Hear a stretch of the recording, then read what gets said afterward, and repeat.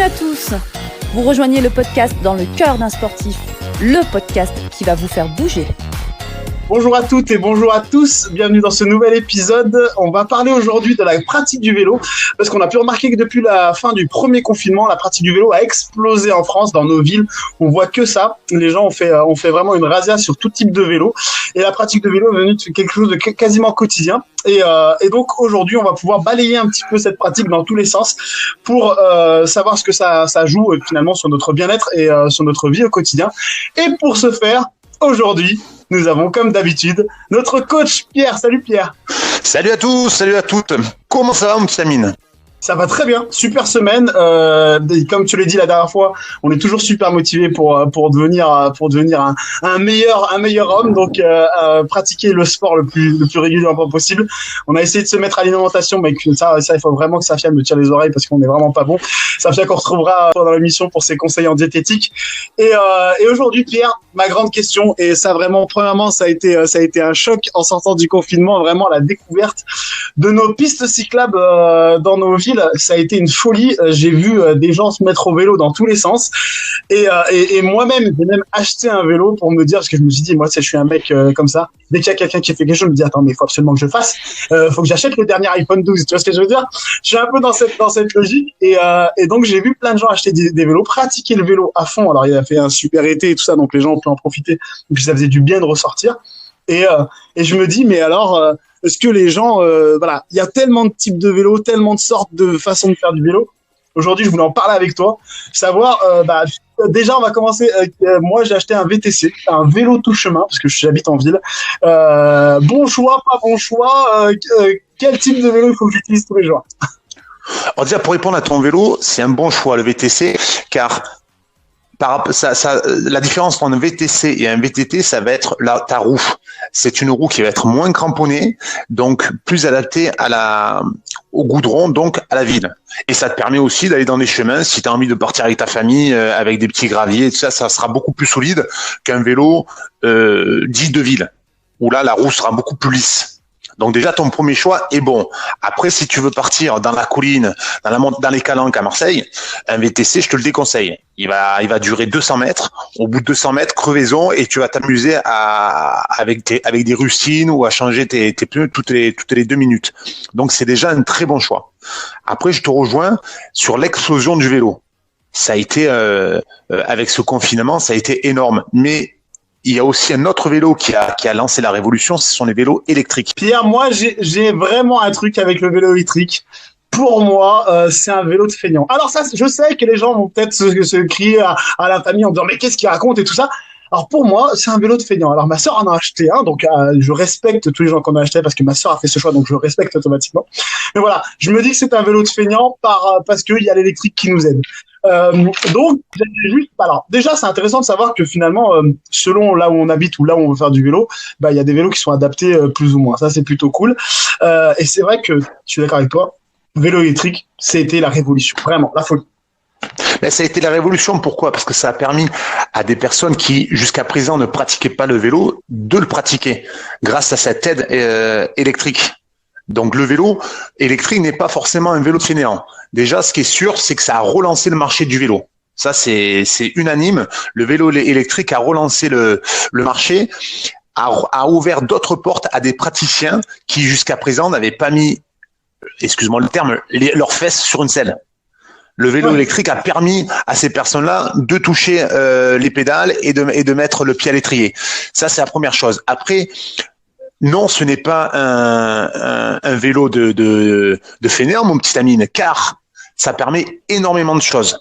Je vais le comparer à un VTT normal. Le VTT électrique va te permettre déjà de faire beaucoup plus de kilomètres. Donc, je vais prendre un exemple sur 20 kilomètres. Avec un vélo normal, avec un vélo électrique, tu vas en faire peut-être le double, 40. Donc, tu vas avoir 2 fois plus de paysages.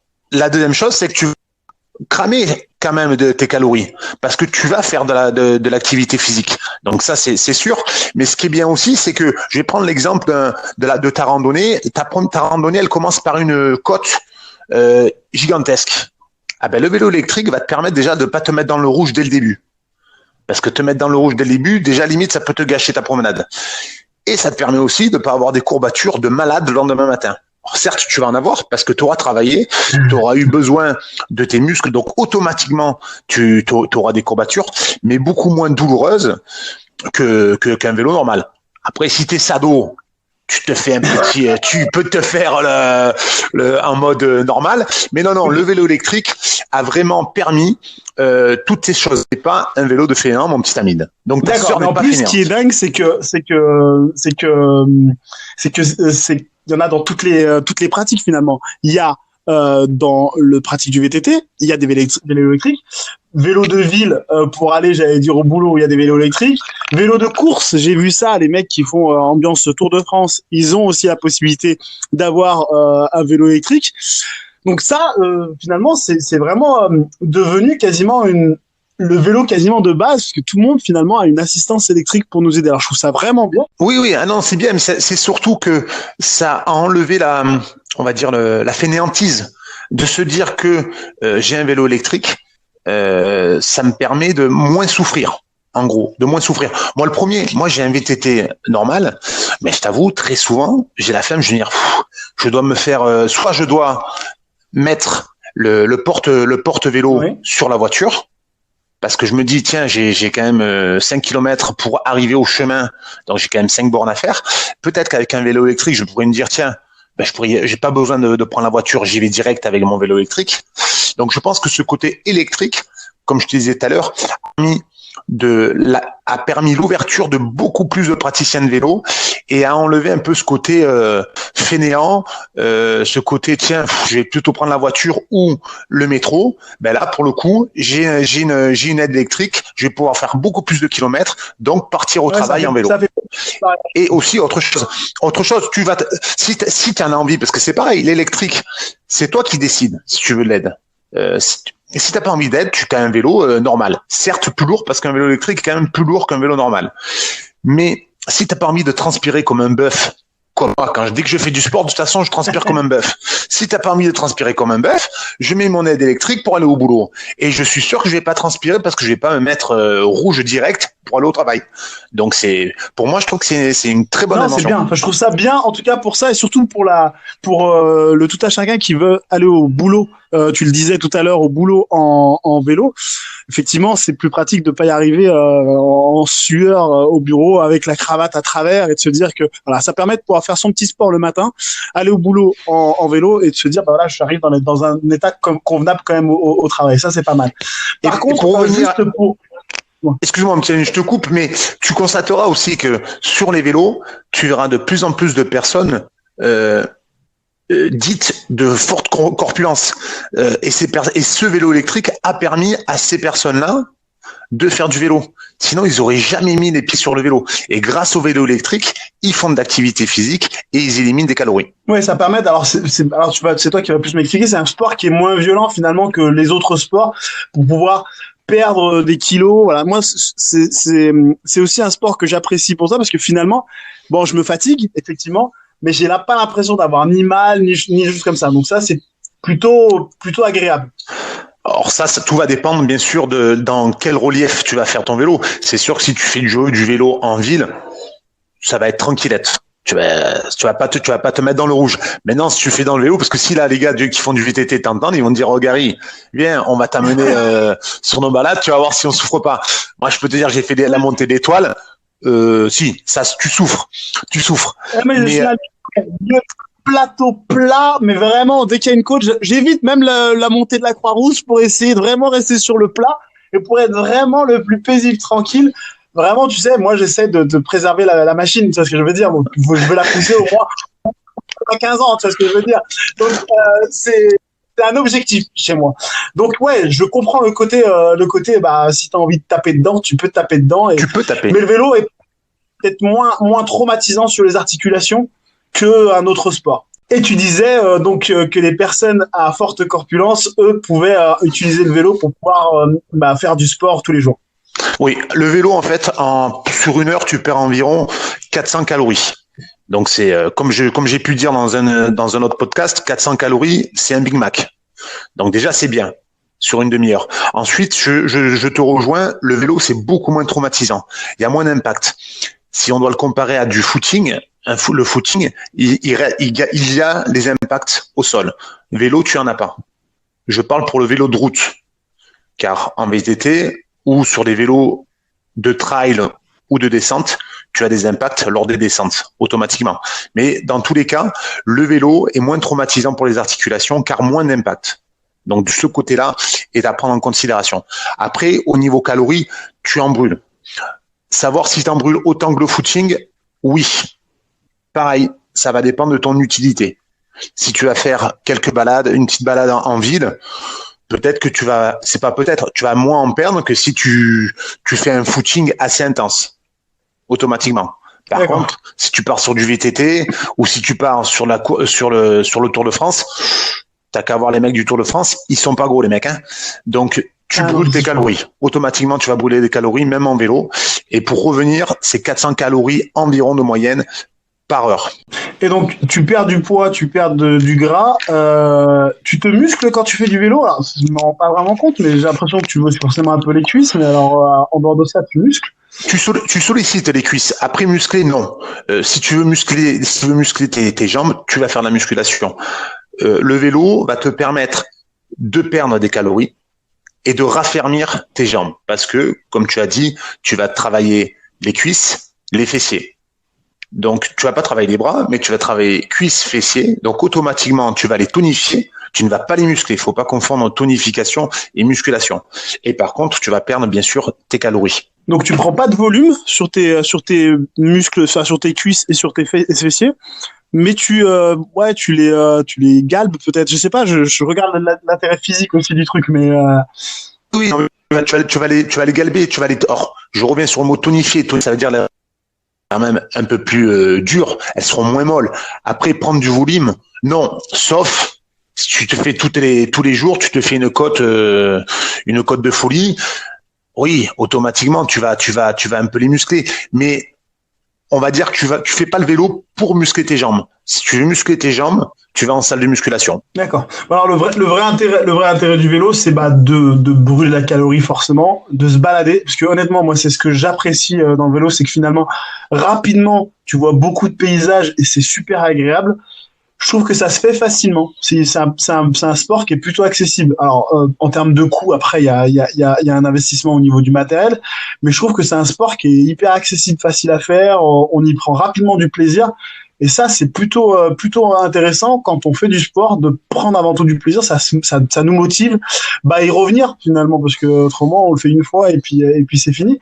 Alors que là, ça permet de faire des belles balades et rapidement, parce que finalement, en 1 heure, on arrive à faire quasi, alors pour la plupart, une vingtaine de kilomètres, je sais pas, je me rends pas compte, mais après. Les 20 kilomètres, tu les fais facilement en famille aussi. C'est ça qui est bien. Comme tu dis, c'est facile d'accessibilité, mais c'est surtout une activité que tu peux partager en famille. Les enfants, tous les enfants, enfin tous, ceux qui ont la chance d'en avoir, ont des vélos. Et c'est vrai que tu peux faire du vélo en famille. En plus, maintenant, tu peux acheter des portes enfants derrière qui se mettent très facilement sur les vélos. Moi, je me rappelle, j'ai fait des balades avec mes enfants. Ma fille, je sentais sa tête calée sur mon dos parce qu'elle s'endormait. Donc, je veux dire, tu peux vraiment faire beaucoup de choses en vélo, t'éclater, comme tu dis, voir des paysages. Moi, c'est ce que j'adore en VTT, c'est que je pars, je ne donne pas un itinéraire, je teste des passages et je me retrouve très souvent dans des endroits magnifiques.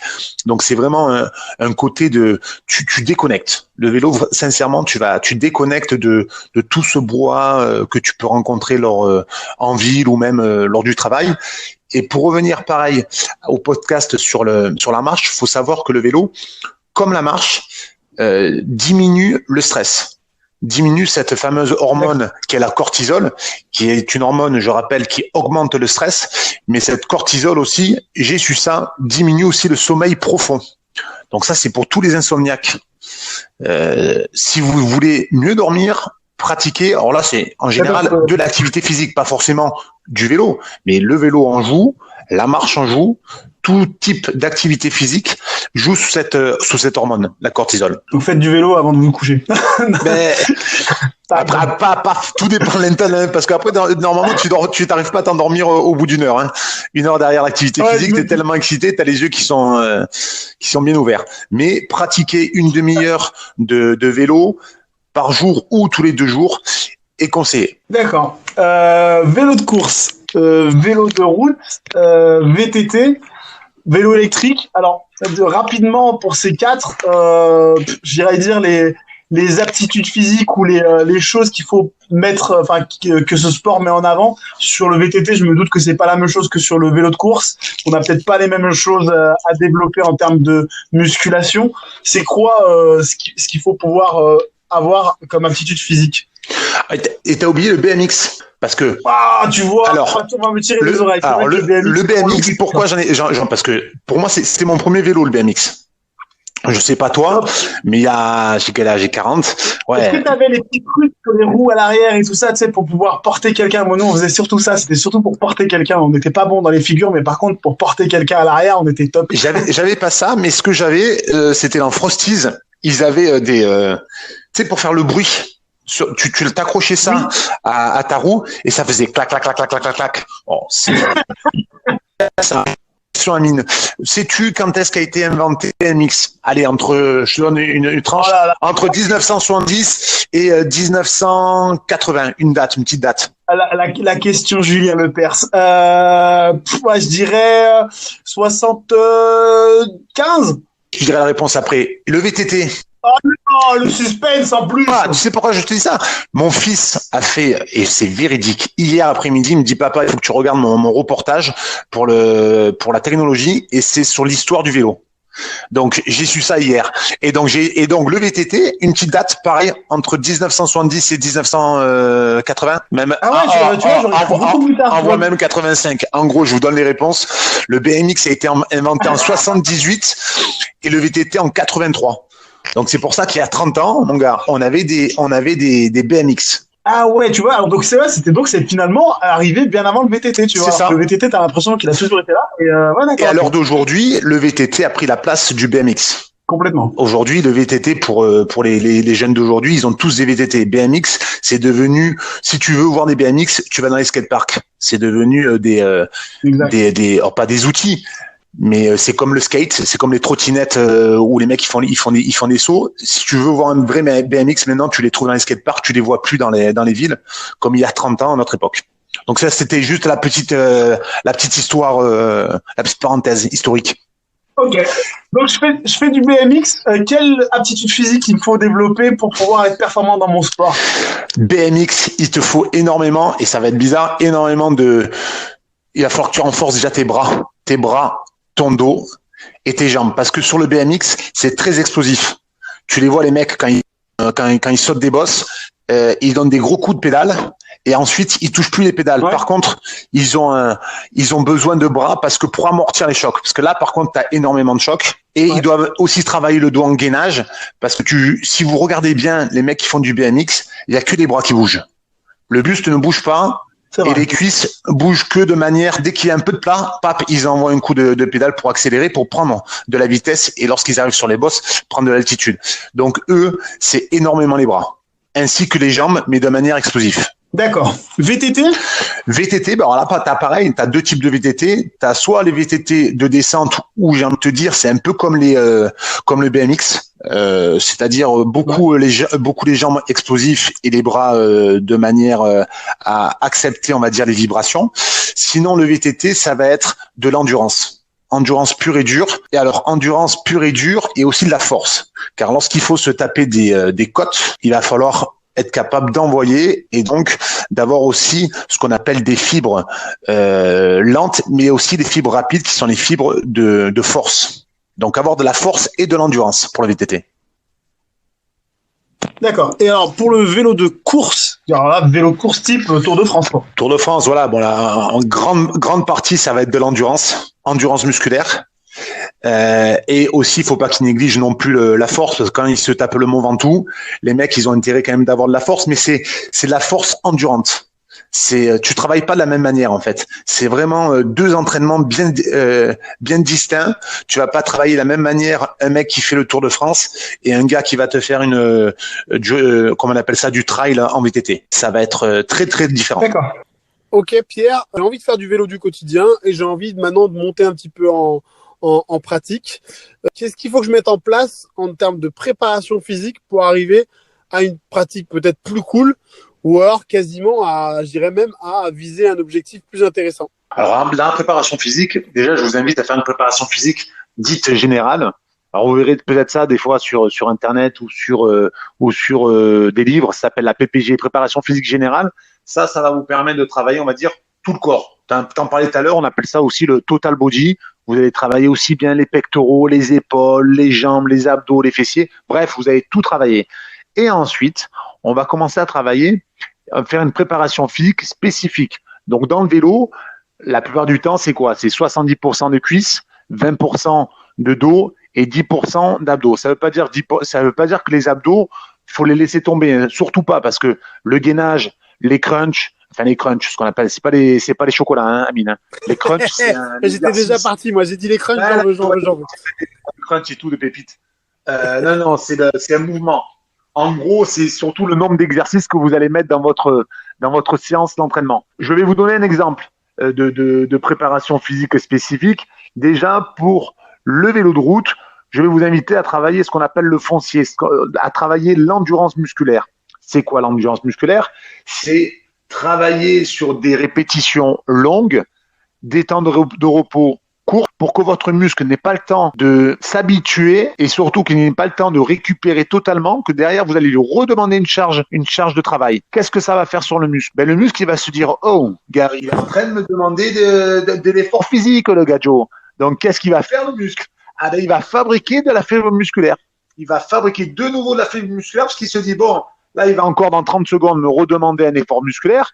Donc vu qu'il me reste que 5 fibres musculaires, je tiendrai jamais le coup. Il va falloir que j'en fabrique d'autres. Donc, c'est comme ça, en fait, que votre muscle va prendre en endurance musculaire. Je vais prendre un exercice simple, la presse. Alors, je vais vous donner pas un modèle, mais un repère. Ce repère s'appelle la RME, répétition maximale. C'est-à-dire un poids que vous allez pouvoir soulever une seule fois. Je prends mon exemple. Je vais sur la presse, je veux calculer ma RME. Je suis avec mon coach Jenae, je la calcule, j'arrive à 100 kilos. Ça veut dire que les 100 kilos, je mets 100 kilos sur la presse, je vais arriver à la pousser une seule fois, et la deuxième fois, je vais rester en bas, il sera impossible pour moi de la soulever. Donc, ça veut dire que ma RME, elle est à 100 kilos. À ces 100 kilos, je veux travailler l'endurance musculaire. L'endurance musculaire, ça se travaille à peu près à 60% de cette RME. Donc, en gros, qu'est-ce que je vais faire? Je vais mettre 60 kilos sur ma presse, et je vais faire 20 répétitions. Je vais prendre 30 secondes de pause. Derrière, je vais repartir sur 20 répétitions. Et ça, je vais le faire 4, 5 fois. Ça va être votre coach qui va vous le préciser. Ça dépend surtout des personnes. Il y a des personnes à qui on va dire, tiens, toi, je vais t'en envoyer 5 séries et à toi, je vais t'en envoyer que 3. Ça dépend vraiment de la personne. Donc voilà. Le vélo de route, vous partez sur de l'endurance musculaire. Ensuite, pour revenir à notre VTT, le VTT de descente ainsi que de BMX, vous allez solliciter sur votre préparation physique spécifique plus l'explosivité, ainsi que le gainage. Parce que si vous regardez des fois des descentes, les mecs, ils pédalent rarement. Ils pédalent sur des courtes périodes et quand ils pédalent, c'est hyper vite et c'est très explosif. Donc là, par contre, vous allez faire un entraînement plus sur l'explosivité du muscle. Donc, dans l'explosivité du muscle, il va falloir travailler la force en amont. Avant de travailler l'explosivité, il va falloir d'abord faire la préparation physique générale, puis faire une préparation physique de force, préparation physique d'explosivité, où là, vous mettez la force et la vitesse en jeu. Et là, vous verrez, de toute façon, je le marquerai sur le site internet, ça sera des répétitions de 7. Pourquoi? Parce que si vous, au-delà de 7, la plupart du temps, c'est ce qu'on a constaté, c'est que la vitesse diminue. À partir du moment où la vitesse diminue, ça veut dire que votre muscle, il commence à saturer et que vous êtes plus sur l'explosivité. Est-ce que je t'éclaire un peu là? Non, c'est bien. Ça veut dire que finalement, je fais la même préparation générale pour tous les types de vélos. Et selon le vélo que je choisis, j'ai une préparation physique qui est spécifique. Et là, forcément, où c'est de la force, où c'est de l'endurance, selon le vélo que je choisis. D'accord. En tout cas, on retrouve toutes ces préparations physiques spécifiques et une préparation physique générale sur notre site internet, le www.danlecoeurdunsportif.fr. C'est ça. Et je mettrai aussi des préparations physiques que vous pouvez faire à la maison. Parce que déjà, malheureusement, j'espère que les salles vont réouvrir très vite. Mais pour les personnes qui n'ont pas le temps d'aller en salle ou qui partent dans un hôtel où il n'y a pas forcément de salle, vous aurez la possibilité de faire aussi votre préparation physique. Et donc, je mettrai des programmes, des planifications sans matériel ou avec petit poids, du style des conserves qui vous servira d'inter, etc. Bref, ne vous inquiétez pas, je trouverai des choses et je mettrai ça sur le site. Là, avec toi, il n'y a pas d'excuse. On est obligé de faire du sport. Vraiment, on peut même pas risquer avec toi. C'est pas possible, ça. Attends, à peine j'ai parlé de crunch tout à l'heure, j'avais les yeux qui brillaient. Donc, je suis obligé moi, crunch, moi, j'étais déjà, ok, si tu veux un pack de 6, je peux même aller te faire des lots, il n'y a pas de problème. Moi, crunch, je peux être le fournisseur, il n'y a aucun problème. Bon, ça, c'était impeccable. On reparle de plein de choses encore. C'est ça. Et c'est pour ça que j'ai pas parlé d'ailleurs du VTT de trail. Pourquoi? Parce que lui, il rentre dans les deux. Il rentre aussi bien dans l'endurance musculaire, parce que quand vous partez sur des randonnées, que ça soit vélo électrique ou pas, mais vous allez faire 40 bornes, voire 30 bornes, voire 10 bornes, c'est du foncier. Donc, il va falloir faire l'entraînement de route. Mais si vous tapez des collines comme les 40, il va falloir aussi un peu d'explosivité parce qu'il va falloir les monter, les caillasses. Ouais, donc, c'est pour ça. Le VTT de trail va falloir mixer avec les deux. Donc finalement, le travail en salle est important pour acquérir de la performance dans la pratique du vélo. Va toujours se rapprocher de son coach sur place dans vos salles respectives pour pouvoir avoir les bons tuyaux, pouvoir travailler les bons mouvements et les bons muscles dans votre pratique. Ça pourrait être intéressant pour pouvoir booster un petit peu la performance. On va rapidement retrouver Safia pour ses conseils en diététique et on se retrouve juste après pour terminer un petit peu sur le vélo. Ok ? À tout de suite. Bonjour à tous, je suis Safia, diététicienne et je suis ravie de vous retrouver dans ce nouveau podcast pour vous donner mes conseils et astuces pour une alimentation plus saine. Aujourd'hui, je ne vais pas vous parler de calories, protéines, glucides ou de fibres, mais je vais vous parler du point qui me paraît le plus important au niveau alimentaire, notamment pour le sportif. Il s'agit de l'hydratation. Pourquoi l'hydratation est si importante ? Simplement parce que le corps d'un adulte est composé à 60% d'eau. Cela représente par exemple 42 litres pour une personne de 70 kg. Et où retrouve-t-on cette eau au niveau du corps ? Eh bien, on la retrouve évidemment dans le sang, mais aussi le cerveau. Il faut savoir que le cerveau est composé à 76% d'eau. Cette eau est présente aussi en grande partie dans les poumons et les muscles. Chaque jour, nous perdons 2,4 litres d'eau à travers la sueur, la respiration, l'urine et les selles. Nous devons donc combler quotidiennement ces pertes grâce à l'alimentation. En général, 1 litre est apporté par les aliments et 1,5 litre par les boissons. Que se passe-t-il lorsque ces besoins en eau ne sont pas couverts ? La déshydratation entraîne souvent des maux de tête. Souvenez-vous que le cerveau est composé aux 3/4 d'eau. Mais aussi de la fatigue. Pour le sportif, la déshydratation peut avoir des effets très rapidement sur la performance puisque 2% de déshydratation entraîne une perte de performance de 20%. Enfin, la déshydratation favorise l'apparition de courbatures musculaires. Je pense que vous comprenez tout de suite l'intérêt de bien vous hydrater pendant une séance de sport. Cela permettra de combler les pertes liées à la sueur, maintenir la performance et prévenir l'apparition de courbatures et blessures musculaires. Passons au concret. Comment bien s'hydrater au quotidien, notamment quand on pratique une activité sportive ? Tout d'abord, on s'hydrate grâce à l'alimentation et la boisson. Au niveau alimentaire, je vous conseille d'avoir une bonne part d'aliments riches en eau, notamment de fruits et légumes qui sont composés à 90% d'eau. Au niveau des boissons, orientez-vous vers des boissons sans sucre comme l'eau, le café, le thé ou les infusions. Et de préférence, ni trop froide, ni trop chaude. Pourquoi ? Pour en faciliter l'assimilation. Si on consomme une eau gelée comme on peut le faire par forte chaleur, celle-ci va stagner un certain temps dans l'estomac pour être remise à température du corps.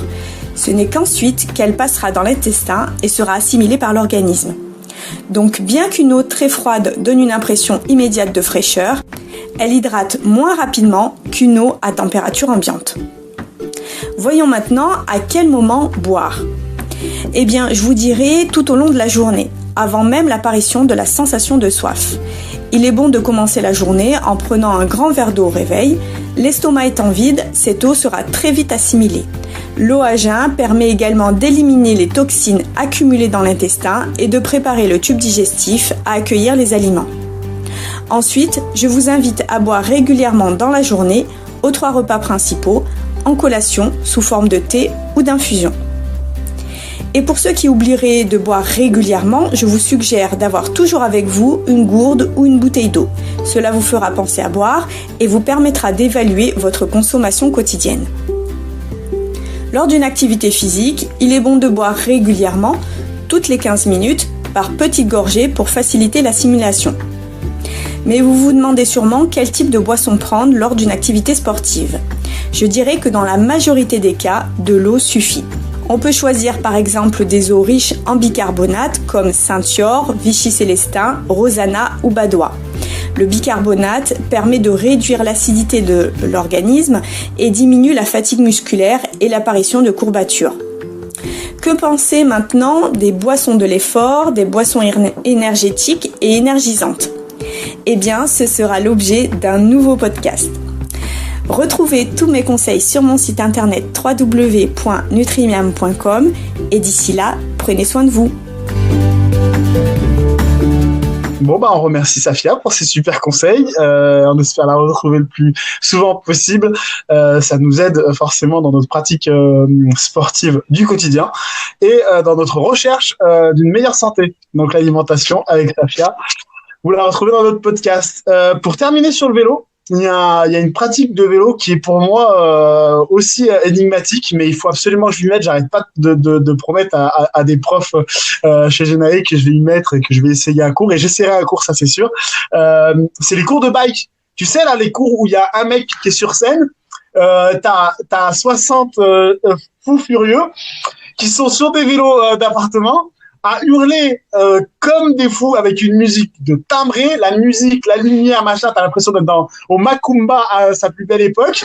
Mais franchement, faut rentrer. Mais je sais pas si vous avez tous participé à un cours comme ça, mais moi, j'ai peur. C'est la folie. Les mecs, ils sont possédés. Ça, c'est un truc. Et ils sont là à faire du vélo. Alors, des gens en leggings, des gens en survêtement, enfin, il y a de tout. T'as vraiment tout type de niveau, et le mec, il te dit, montez, descendez, montez. Alors, tu les vois en train de monter et descendre en termes de puissance. Et, alors, ça doit être, alors moi, j'en ai fait un, mais il y a très longtemps. C'est crevant, mais, c'est à mourir. Et alors, quand tu pratiques ça, est-ce que ça a un rapport avec le vélo que tu fais de route? Est-ce qu'il y a de route ou peu importe, ta balade du dimanche? Enfin, est-ce qu'il y a un lien? Est-ce que c'est une autre pratique? C'est un autre monde? C'est vraiment des gens dans un asile de fous? Explique-moi tout ça. Non, il y a bien sûr qu'il y a un lien. Il y a un lien. Et comme tu as dit tout à l'heure, c'est le seul cours pour moi de finesse qui arrive à rassembler tout type de niveau. C'est-à-dire dans un cours de cycling, donc le bike, cycling ou RPM. RPM, c'est un concept. Les Mills, c'est en fait une société qui vend des cours à d'autres salles où tu as le script, où tu as la musique, etc. Genae, et c'est là où les profs, pour moi, ont de la chance, c'est qu'ils peuvent mettre ce qu'ils ont envie. La musique qu'ils ont envie, c'est eux qui vont construire leurs cours et leur entraînement. Ça, pour moi, c'est une liberté quand on est coach qui est énorme. Et donc, pour revenir à ce cours, et comme tu disais, ça rassemble tous les niveaux. Dans un cours de cycling, tu peux très bien avoir Richard Virenque et ma petite Fernande, dont j'ai parlé la dernière fois dans un podcast. Voilà. Et c'est ça que je trouve génial. Ensuite, oui, il y a un lien parce que c'est un entraînement à part entière. C'est-à-dire, le jour où il va pleuvoir, les gars, qu'est-ce qu'ils font? Bon, ils peuvent s'entraîner sous la pluie, mais ils peuvent aussi venir et suivre un cours de cycling. La chance qu'ils ont aussi, c'est que tu as 3 types de cycling à Genae. Alors, je parle de Genae parce que je connais bien pour les avoir donnés. Tu vas avoir le cours de 30 minutes, tu as le cours de 50 minutes et tu as même un cours de 80 minutes. Donc, si tu as envie de t'en mettre dans les jambes, il n'y a pas de problème. Genae a de quoi faire. Non, mais en plus, c'est l'ambiance qu'il y a dans ces cours. Moi, je trouve ça. Alors, j'ai vu même dans des salles aux États-Unis, mais vraiment, tu as une ambiance. J'ai l'impression que c'est même pas un cours comme les cours, par exemple, de step ou de n'importe quel cours, body sculpt ou je sais pas, ou plus ça doit ceci. Non, ça n'a rien à voir. Les mecs qui rentrent là-dedans, ils sont dans une atmosphère. Ils sont dans ils posent leur cerveau et là, ils donnent vraiment leur corps à la science. Il n'y a pas d'autre. Ah, c'est ça.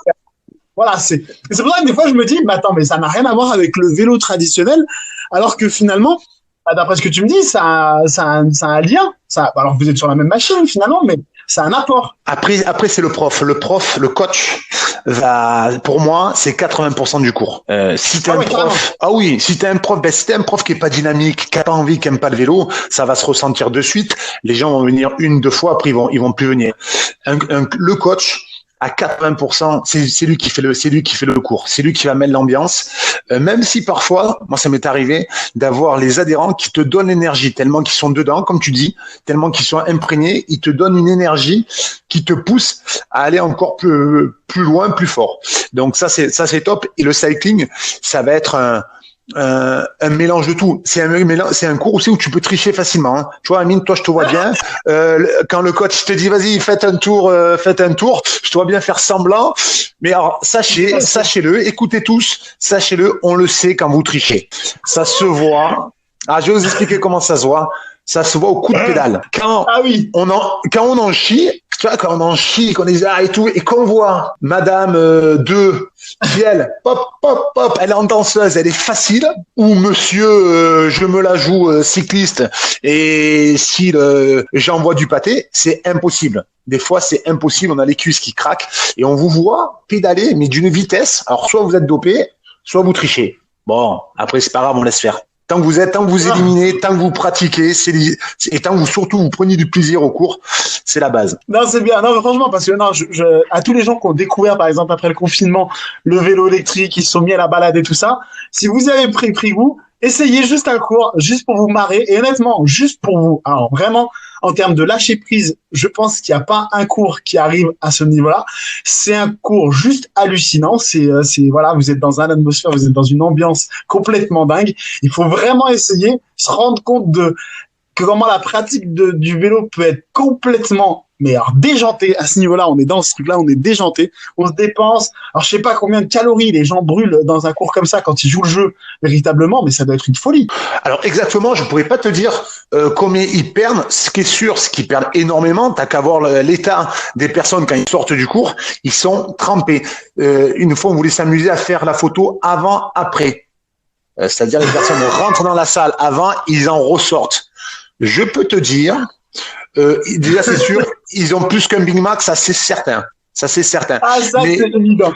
ce qui est top dans ce cours-là, c'est que vous n'avez pas besoin de niveau. C'est ça qui est excellent. C'est que vous pouvez venir pratiquer le cycling. Vous n'avez jamais fait de vélo de votre vie, c'est pas grave, vous pouvez venir. Par contre, important, dites-le au coach.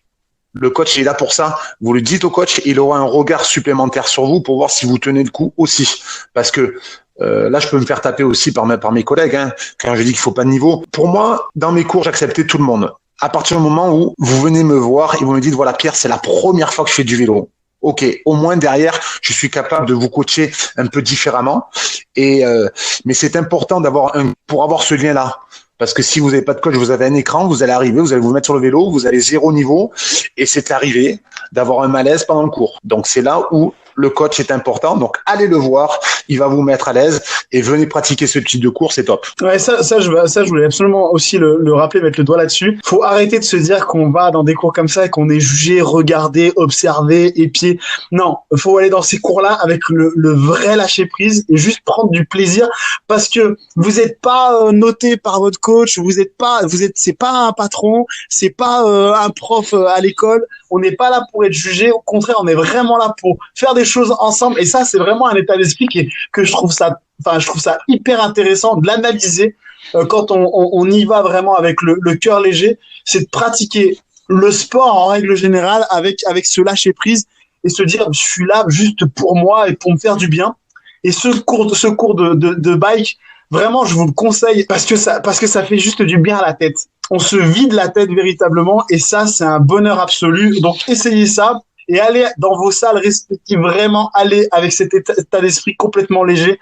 Personne ne vous regarde, personne ne vous juge. Et honnêtement, on s'en fout. On est vraiment là pour prendre du plaisir et se faire du bien, se bouger. On a besoin de se bouger parce que le sport, finalement, fait du bien à notre organisme. Il nous fait du bien à nous. Bon, alors vous avez bien entendu Amine, hein. Vous avez bien tous entendu Amine qui a vendu le truc et tout, qui veut dire que Amine va devoir faire un cycling parce qu'il a dit que ça faisait très longtemps qu'il n'avait pas suivi un cycling.